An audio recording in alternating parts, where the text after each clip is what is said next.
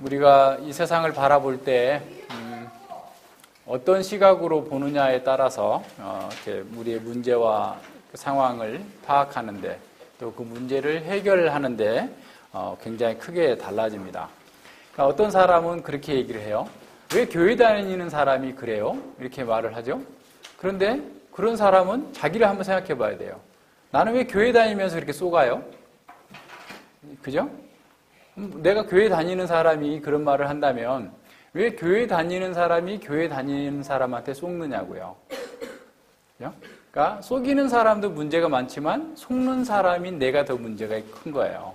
그러니까 우리가 세상을 바라볼 때의 그 시각을 잘 가져야 됩니다. 그러니까 오늘날 교회가 그러니까 여러 가지 면에서 이렇게 정말 문제가 많아요. 지난주에도 어떤 분이 이렇게 전화를 하는데 계속 안 받아요. 그래서 조금 있다가 전화가 와가지고 어떤 분이 아는 분인데 땅 사래요 저한테. 그래서 땅 사면 쓸데없는 소리 하지 마라. 우리 화요일날 공부하지 않았냐고 딱 끊어야지. 왜 그걸 들었느냐 그랬더니 아이고 아는 사람이었기 때문에 뭐 어쩔 수 없어서 어쩌고 얘기를 하는 거예요. 그래서 얼마만큼 아는 사람인데 나중에 이제 물어봤더니 전에 교회 다니는 사람, 같이 교회 다녔던 사람이래요. 그래서 뭐 내가 당신이 어려운 거 아는데 말이지 이거 땅 사면 거기 뭐 도로가 나고 어쩌고 저쩌고 해서 막 오를 건데 막 금방 이렇게 어려워도 뭐 대출이라도 받아서 사라는 식으로 이렇게 한 것 같은데 이게 지금 우리 교회의 형편입니다. 그러니까 뭐 그 교회가 아주 또 이상한 교회도 아니고 뭐 한국에서는 또 뭐 비록 뭐 잘 알려진 좋은 교회라고 알려진 교회의 상황이 그래요. 그러니까 사람들이 자기 이익을 위해서라면 무슨 짓인들 이렇게 못할 수, 할 수 있는 이런 상황이 돼버린 겁니다. 그러니까 세상이 사실은 그런 문제들이 가득 있다. 이런 걸 금방 공부를 했어도 그걸 내 삶에서 적용하는 것이 참 어려운 것 같아요. 그러니까 단호하게 말씀대로 이렇게 하면 되는데 그렇게 하지 않고 사람들이 그냥 이렇게 서로 사람들에게 좋다는 좋은 사람이라는 얘기를 듣고자 해서 그걸 거절하지 못하고 그러다가 이제 어려움들을 이렇게 겪게 되는 거죠. 오늘 우리 시대의 사람들은 이렇게 진단하고 처방하는 것에 대해서 이렇게 원치 않는 거죠. 바른 진단을 해서 그 진단하고 난 뒤에 거기에 어떤 처방이 나와야 되는데 바르게 진단하지 않아요. 그래서 그냥 대충 자기가 원하는 얘기만 듣고 싶어 하는 거죠. 병원에 가면 우리가 이렇게 혈압도 재보고 또 등등의 여러 가지 검진을 하는데 그 검진을 할 때에도 사실은 의사를 믿고 내가 다 맡겨야 되는데 그걸 맡기지 않고 왜 당신이 나를 그렇게 간섭하느냐, 왜 나에게 이런저런 거 따지느냐 이렇게 한다면 치료받을 기회가 없는 거죠. 교회에도 마찬가지예요. 교회에서도 어떻게 보면 영적인 진단을 하는 거거든요. 하나님의 말씀을 비추어서 우리의 영혼의 상태가 어떠한지, 정말 병이 들어있는지, 어려움이 있는지, 어떤 상태에 있는지를 분별해서 거기에 따른 정확한 그 처방이 나오고 거기에 맞춰서 우리가 그런 치료의 어떤 프로그램을 따라가야 되는데 그거를 하지 않아요. 그러니까 교회가 크게 되면 제일 문제가 그런 겁니다. 분별이 안 되는 거예요. 누가 어떤 상태에 있는지 볼 수가 없는 거죠. 바울은 오늘 그 에베소 교회가 상당히 어려움에 직면하게 있는 상황에서 에베소서를 썼어요. 에베소 교회는 내부적으로는 지금 분열이 일어나고 있는 그런 상황이고 배교의 위험에 있고 외적으로는 핍박이 오는 이런 어려움의 상황이 있습니다. 그런 상황 속에서 바울은 그 내용들을 다 알고 있어요. 에베소 교회가 지금 어려움에 처해 있고 그것을 극복하기 위해서 무엇을 해야 될지를 알고 있는데 그럼에도 불구하고 바울은 그 개별적인 문제에 대해서 얘기하고 있지 않습니다. 자, 그렇다면 오늘 또 우리에게 마찬가지예요. 오늘 우리에게도 문제가 있어요. 어려움이 있습니다. 개인간의 가정의 문제가 있을 수 있고 경제적인 어려움이 있고 또 건강의 문제가 있고 또 삶의 여러 가지 문제들이 계속 있어요. 그런데 바울이 여기서 좀 처방해주고 있는 건 뭐냐면 하나님께서 너희를 위하여서 무엇을 했는지를 알아야 되고 그리고 너희가 그 하나님의 은혜 가운데서 어떤 사람이 되었는지를 아는 것이 그 문제를 해결하는 근본적인 해결책이다라고 처방을 제시해주고 있어요. 그러니까 오늘 우리의 문제도 겉으로 볼 때는 경제적인 문제고 겉으로 볼 때는 직업의 문제고 겉으로 볼 때는 사람들과의 관계, 질병의 문제처럼 보이지만 실제로는 그 모든 문제를 해결할 수 있는 가장 중요한 키는 뭐냐면 지금 바울의 기도를 통해서 우리에게 주어지고 있어요. 그것은 곧 하나님을 아는 것이고 우리가 하나님께서 우리에게 베푸신 그 구원의 은혜가 얼마나 큰 것인지를 깨닫는 것으로부터 시작된다라는 것을 보여줍니다. 그래서 에베소서 전체는 1장부터 3장까지는 하나님께서 우리를 위하여서 우리의 구원을 위하여서 하신 일이 무엇인지를 보여주고 있고 4장부터 6장까지는 구원받은 하나님의 백성들이 어떠한 정체성을 가지고 어떻게 삶을 살 것인가를 가르쳐주고 있는 그런 배경 속에서 주어진 겁니다. 15절 이하에 나타나는 이 기도의 배경은요, 1절부터 14절까지 해서, 그러니까 1장 3절부터 14절까지 해서 성삼위 하나님께서 우리의 구원을 위해서 어떤 일을 하셨는가를 보여주고 있어요. 성부 하나님께서 우리를 택하셨고, 성자 하나님께서 우리를 위하여서 구속사역을 완성하셨고, 성령 하나님께서 우리에게 이 구원의 은혜를 적용시켜 주시는 그런 은혜를 입었다라는 거예요. 그래서 이렇게 성삼위 하나님의 은혜를 입어서 구원받은 성도들이 그 가운데에서 하나님의 믿음, 예수 그리스도 안에서 믿음과 사랑을 나타내었다라고 하는 것을 보여주고 있는 거죠. 그러니까 하나님의 구원을 체험한 사람들, 하나님의 사랑을 이렇게 인식한 사람들에게서 나타나는 것은 뭐냐면 하나님을 믿는 거고 그리고 하나님을 사랑하는 거고 이웃을 사랑하는 거다라는 겁니다. 그러면서 그러한 에베소 교회의 성도들의 그런 믿음과 사랑을 바라보면서 하나님께 감사와 찬양을 돌려드리고 있는 거죠.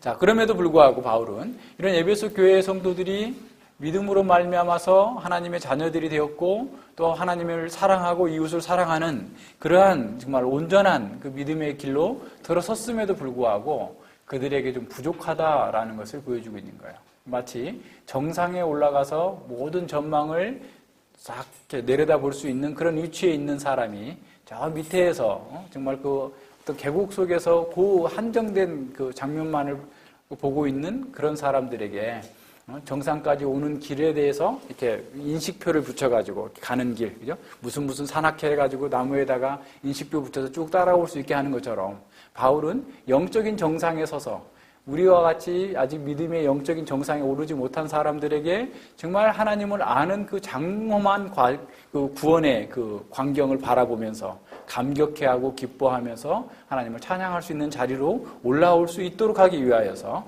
그들에게 기도하고 있고 또 기도를 가르치고 있는 겁니다. 그래서 우리는 이 바울의 기도를 통하여서 오늘 우리에게 주어진 문제들을 해결할 수 있는 근본적인 그 해결책이 무엇이고 또 그 과정 속에서 우리가 어떠한 존재이고 어떤 사람이 되어야 될 것인지를 살필 수 있게 됩니다. 사실 바울의 기도는 굉장히 간단해요. 내용은 굉장히 단순합니다. 우리 주 예수 그리스도의 하나님, 영광의 아버지께서 성도들에게 지혜와 계시의 정신을 주셔서 하나님을 알게 해달라라는 겁니다. 첫 번째 하나님을 알게 해달라는 겁니다. 그러니까 바울은 이미 성도들은 이미 하나님을 알고 있어요. 그러나 모르기 때문에 알게 해달라는 것이 아니라 이미 알고 있지만 더 풍요롭게 알게 해달라는 겁니다. 그러니까 다른 축복을 구하고 있는 것이 아니에요. 이미 가지고 있는 하늘에 속한 모든 신령한 복을 알되 그 높이와 깊이와 넓이를 충만히 알아갈 수 있도록 그들을 위하여서 기도하고 있는 겁니다. 먼저 바울이 기도하고 있는 그 기도의 대상을 부르고 있는 것을 내용을 한번 봅시다.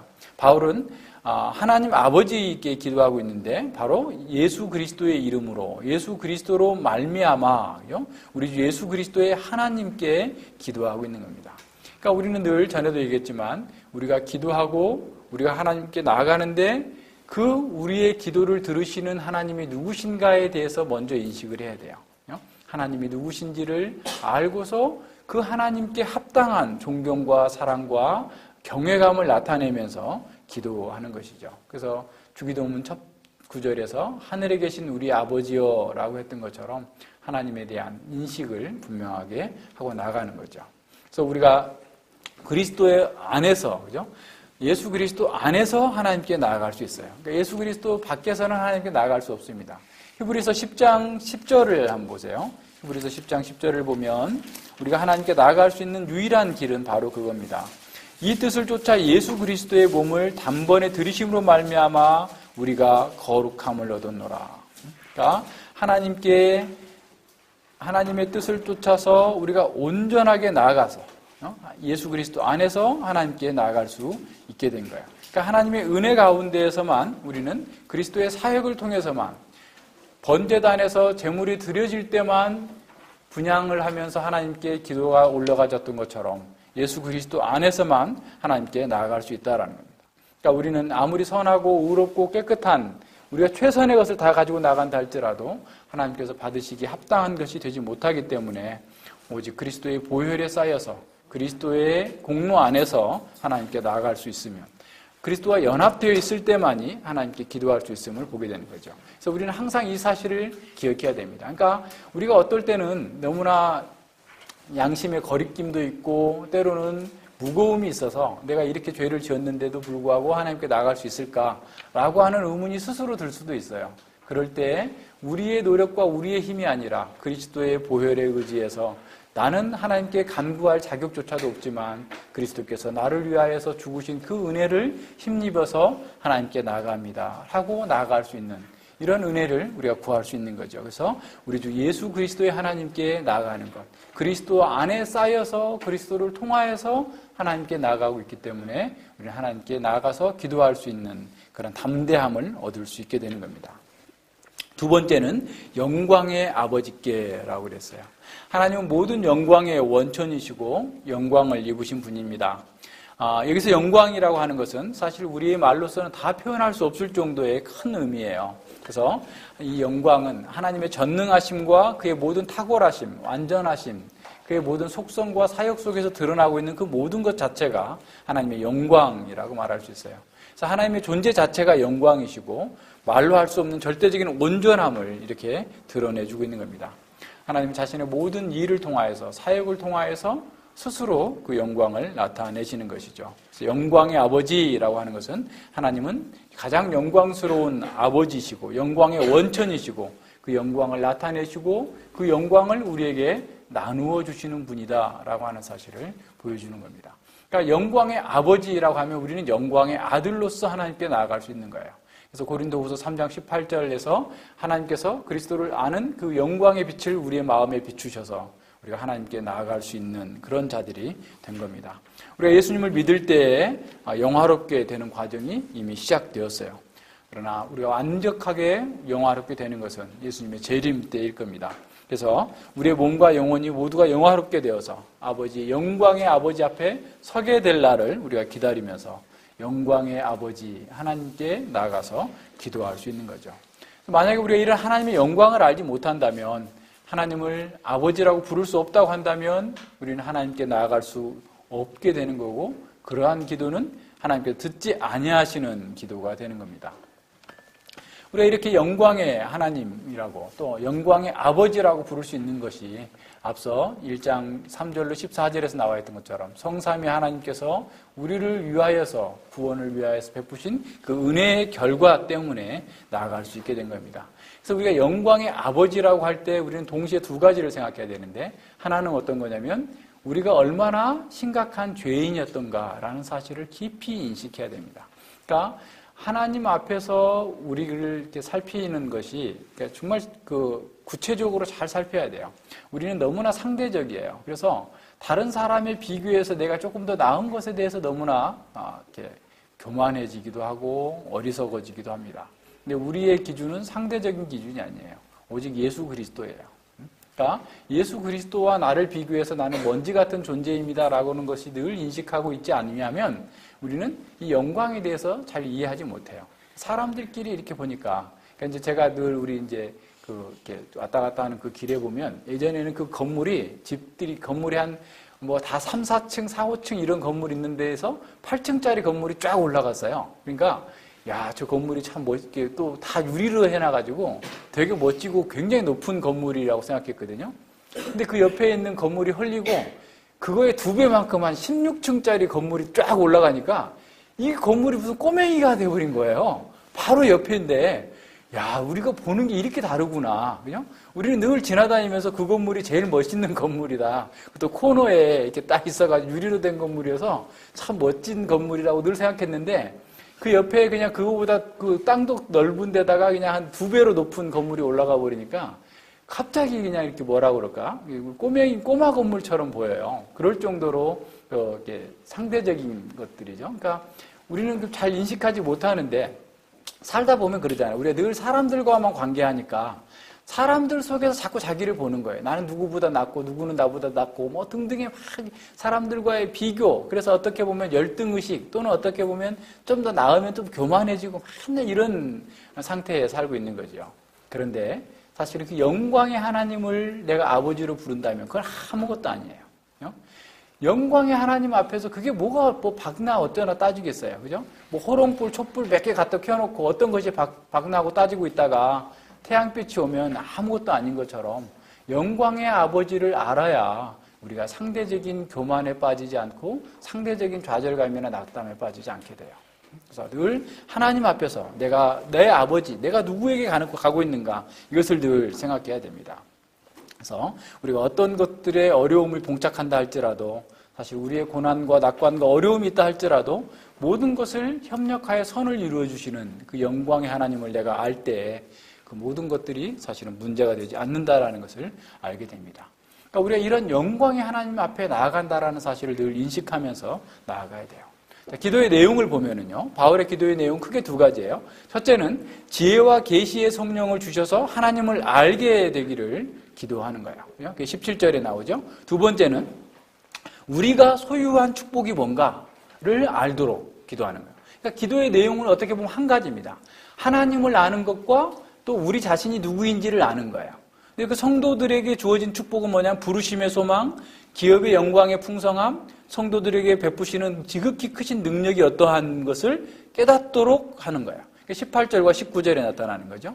그러니까 이러한 하나님을 아는 것, 이것이 에베소 교회의 성도들이 지금 고난과 어려움에 직면한 상황에서 그들을 가장 크게 해결될 수 있는 가장 근본적인 처방전이다라고 하는 사실을 보여주고 있는 거예요. 그러니까 에베소 교회 성도들은 이미 구원받은 사람들입니다. 그러나 구원받았다고 해서 그것이 끝이 아니에요. 이제 막 태어난 것에 불과해요. 새로운 생명의 삶으로 시작된 것에 불과합니다. 그런데 거기에 머물러 있으면 어떻게 되겠어요? 자라지 못하기 때문에 아주 작은 유혹에도 넘어가게 되고 교훈의 풍조에 휩쓸리게 되고 성장하지 못하게 돼요. 그래서 하나님의 말씀을 통해서 그들이 거듭났고 새로워졌다 할지라도 계속해서 하나님께서 원하시는 장성한 분량에까지, 그리스도의 장성한 분량에까지 자라갈 수 있도록 하기 위해서 이렇게 계속해서 가르침을 통해서 하나님을 알아가는 노력들이 필요합니다. 그래서 힘써 하나님을 알아가야 돼요. 하나님을 아는 지식에서 우리가 자라가야 되는 거예요. 성경을 공부하지 않으면 우리가 어떻게 이 세상을 이겨낼 수 있겠어요? 어떻게 자라갈 수 있겠어요? 가르침이 없으면 계속해서 우리는 교만해지게 되고 넘어지게 되고 영적으로 병들게 되고 영양실조에 걸려서 아무런 일도 할 수 없는 그런 사람이 되는 겁니다. 그래서 우리는 하나님의 말씀을 통하여서 하나님의 사랑의 깊이와 넓이를 더 깊이 충만하게 알고 하나님의 백성으로서의 삶을 살아갈 수 있도록 나아가야 돼요. 그것을 위해서 우리는 기도해야 됩니다. 첫 번째 성도들이 알아야 될 것은 뭐냐면 하나님이 어떤 분이신가라는 거예요. 하나님을 더 깊이 아는 겁니다. 제임스 패커는 이렇게 말했습니다. 우리의 창조의 목적은 하나님을 알기 위함이다. 우리의 인생의 목적은 하나님을 알고 그를 영화롭게 하는 것이어야 한다. 우리의 인생에서 가장 큰 즐거움을 주고 기쁨을 주고 만족을 주는 것은 하나님을 아는 것이다. 그랬어요. 그러니까 우리가 하나님을 알아가야 되는 것이 하나님의 창조의 목적이고 우리의 구원의 목적이고 하나님을 아는 것 자체가 우리에게 가장 큰 만족을 주고 즐거움을 주는 기쁨을 주는 것이다 라고 얘기하는 거죠. 그러니까 하나님을 아는 것에서 우리의 모든 문제들이 해소가 됩니다. 에레미야 9장 23절과 24절에서 이렇게 말씀합니다. 여호와께서 이같이 말씀하시되 지혜로운 자는 지혜를 자랑치 말라. 용사는 그 용맹을 자랑치 말라. 부자는 그 부함을 자랑치 말라. 자랑하는 자는 이것으로 자랑할지니 곧 명철하여 나를 아는 것과 나 여호와는 인애와 공평과 정직을 땅에 행하는 자인 줄 깨달을 것이라. 나는 이 일을 기뻐하노라. 여호와의 말이니라. 여호와를 아는 것을 기뻐하고 자랑해야지. 이 땅에 있는 재산이 많고 지식이 많고 능력이 많은 것을 자랑하는 것이야말로 참으로 어리석은 거다라는 거예요. 호세아 4장 6절에서 호세아는 내 백성이 지식이 없음으로 망하는도다 라고 말했습니다. 그리고 그들이 진정으로 그 문제를 고치는 것은 여호와를 아는 것이다 라는 거예요. 여호와를 아는 것 속에서 우리 인생에서 주어지고 있는 모든 문제들을 해결할 수 있는 겁니다. 그러니까 하나님을 아는 지식이 없으면 하나님과 바른 관계를 맺을 수 없는 거죠. 하나님을 알지 못하는데 어떻게 하나님과 바른 관계를 맺을 수 있겠어요? 할 수 없죠. 하나님을 아는 지식이 없으면 하나님의 백성답게 사는 정체성이 없는 거예요. 그래서 우리가 자녀들에게 과거에 우리의 가족들의 가문을 가르치고 우리의 혈통을 가르치는 이유가 뭐겠어요? 사실 우리가 계속해서 성경을 가르치는 이유가 뭐예요? 우리가 그 정체성에 맞게 살기 위함이잖아요. 하나님을 알지 못하면 하나님의 백성으로서의 자녀로서의 그 정체성을 상실하기 때문에 하나님과 바른 관계를 가질 수 없고 우리 공동체 속에서도 바르게 행할 수가 없어요. 그러니까 우리가 함께 공동체 되었다라고 하는 것도 어떤 거냐면 하나님의 자녀로서 그리스도의 몸에 속한 자라는 사실이 우리 가운데서 분명한 인식이 있어야 서로 사랑하고 서로 교제하고 또 그를 위하여서 내가 돕는 자로서 함께 서 있다라는 사실을 기억할 수 있는 거죠. 오늘날 사실 교회와 우리들의 문제는 하나님을 아는 것에서 문제가 다 해결이 됩니다. 사실 이걸 하나님을 모르기 때문에 문제가 계속해서 발생되는 거예요. 하나님께서 원하시는 것을 몰라요. 하나님께서 기뻐하시는 걸 모르는 거죠. 그래서 안다라고 하는 것은 굉장히 강한 용어예요.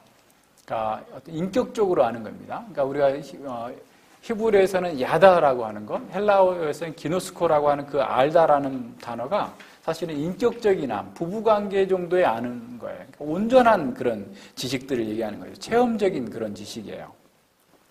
그래서 이런 지식을 우리가 하나님과의 깊은 관계 속에서, 그러니까 지금도 알지만 더 깊이 알아가야 되는 거죠. 하나님의 뜻을 더 많이 알아가야 되는 거예요.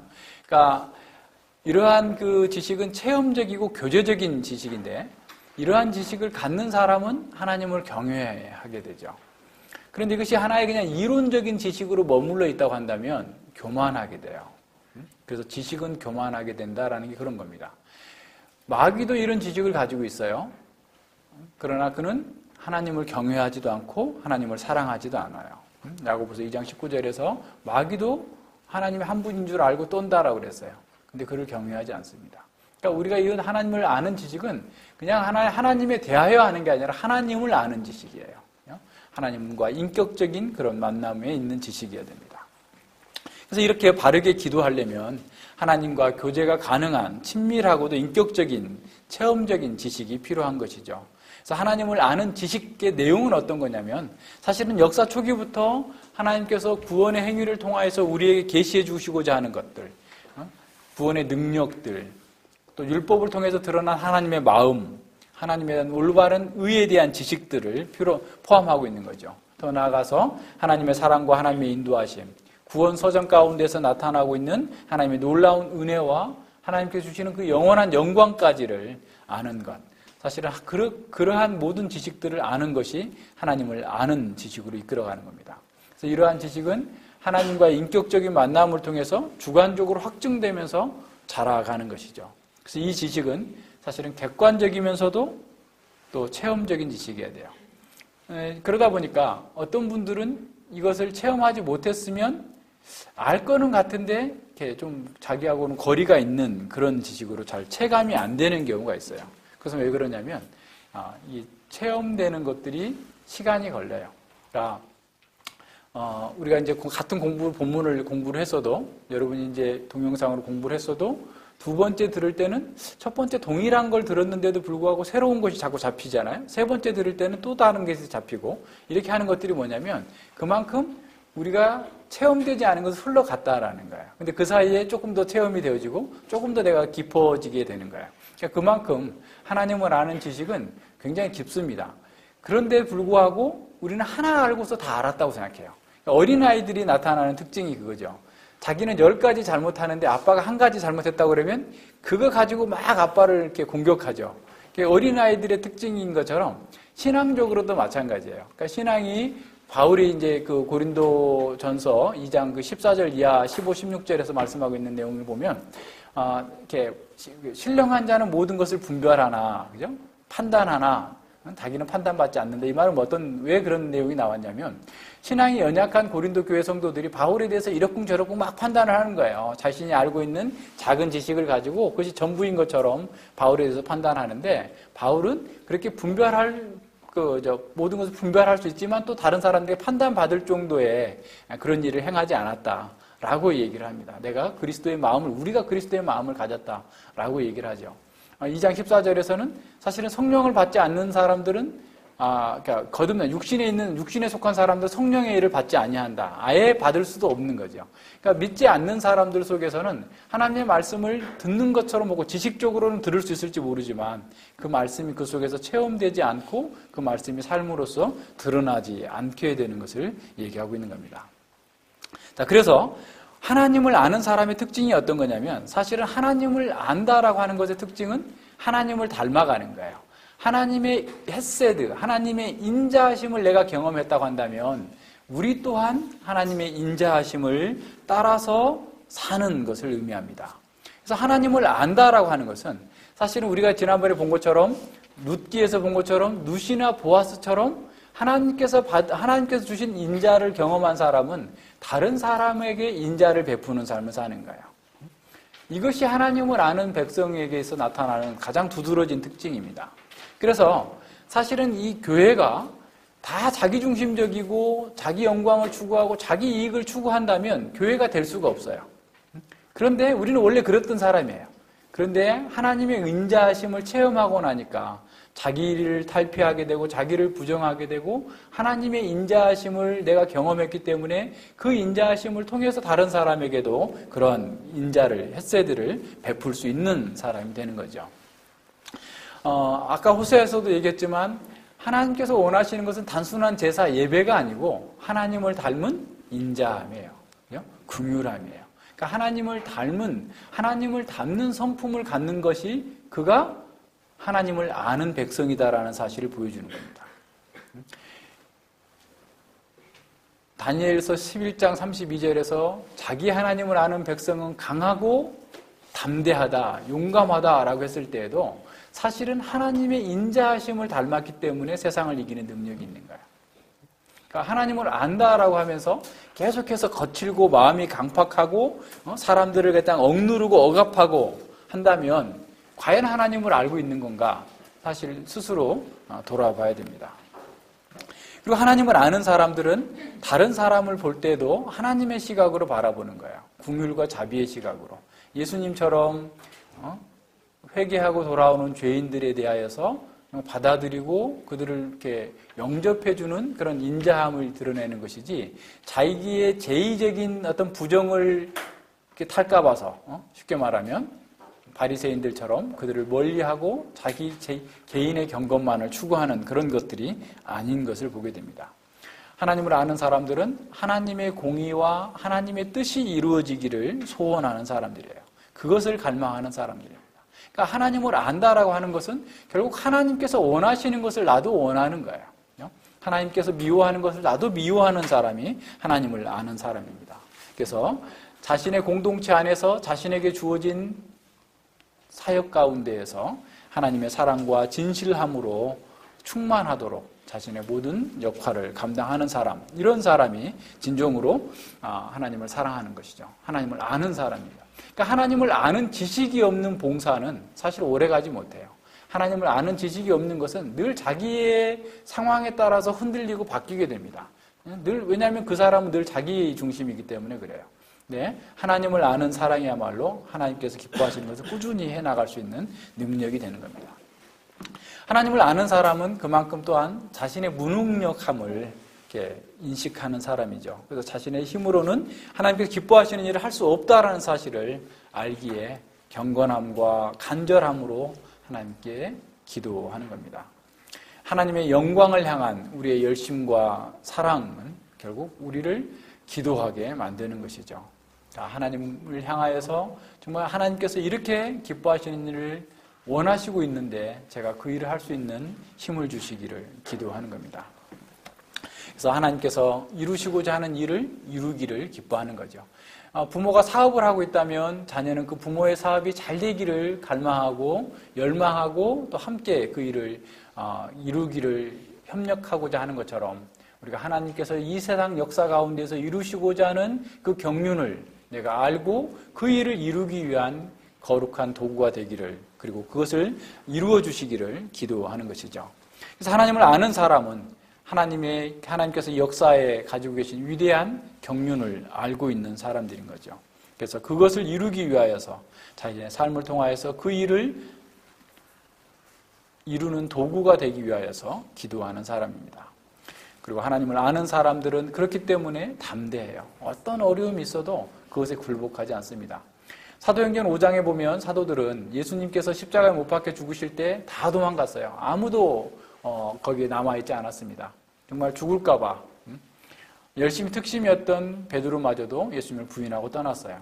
그런데 그들이 예수님이 부활한 이후에 성령을 받고 나서 당국자들이 그를 죽이겠다고 위협하는 상황에서도 우리는 사람보다 하나님을 순종하는 것이 옳다라고 하면서 담대하게 굽히지 않고 하나님의 뜻을 이루어 나갔습니다. 바울은 어떻습니까? 사도행전 20장에도 보면 바울은 자신이 벌써 예루살렘에 가면 환난과 핍박이 기다린다라는 사실을 자기도 알았을 뿐만 아니라 많은 사람들이 그것을 알았어요. 그럼에도 불구하고 자신은 죽음이 생명도 아깝게 여기지 않고 그 일을 해나가겠다라고 나가는 겁니다. 하나님을 아는 사람들은 어떤 상황에서든지 이렇게 담대하게 하나님께서 이루시고자 하는 그 일을 위하여서 자기의 생명까지도 내놓을 수 있는 그런 담대한 용기를 갖고 있는 거예요. 다니엘서 3장에 나오는 다니엘의 세 친구 역시 마찬가지입니다.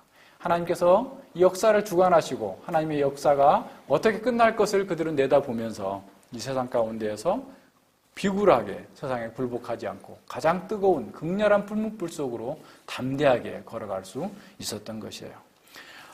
그 역대기에 보면, 역대기 26장에 보면 아까 우시야 왕에 대해서 잠깐 나왔는데 우시야 왕에 대해서 이렇게 평가합니다. 26장 5절에 역대하 26장 5절에 보면 하나님의 묵시를 아는 그 스가랴에 사는 날에, 그러니까 하나님의 묵시를 가르치는 스가랴 선지자가 늘 우시야 옆에서 그를 도왔던 것 같아요. 그랬더니 그날에 우시야가 하나님을 구하였고 저가 여호와를 구할 동안에는 하나님이 형통케 하셨더라 그랬어요. 저가 하나님을 알고 그리고 여호와를 구할 동안에 하나님께서 형통케 하셨다. 자, 그렇다면 하나님의 백성이 형통하는 비결은 하나님을 아는 거예요. 그리고 그 하나님께서 그 역사를 주관해 주시기를 기도하는 것이죠. 그래서 하나님을 아는 백성들은 어느 상황 속에서나 담대하게 어떤 상황에서나 평강과 자유가 있고 안식이 있는 삶을 살게 되는 겁니다. 지혜와 계시의 성령님의 사역을 통해서 우리가 하나님을 더 깊이 알게 되면 알게 될수록 우리는 구원 전체의 목적이 바로 하나님을 충만하게 아는 것으로 진행되고 있다는 사실을 알게 되는 겁니다. 그래서 우리가 하나님을 아는 것은 사실은 날마다 우리의 기도의 가장 큰 첫 번째 기도가 되어야 됩니다. 제가 하나님을 더욱더 알게 해 주시옵소서. 하나님과 더 깊은 교제의 관계로 들어갈 수 있기를 기도하는 거죠.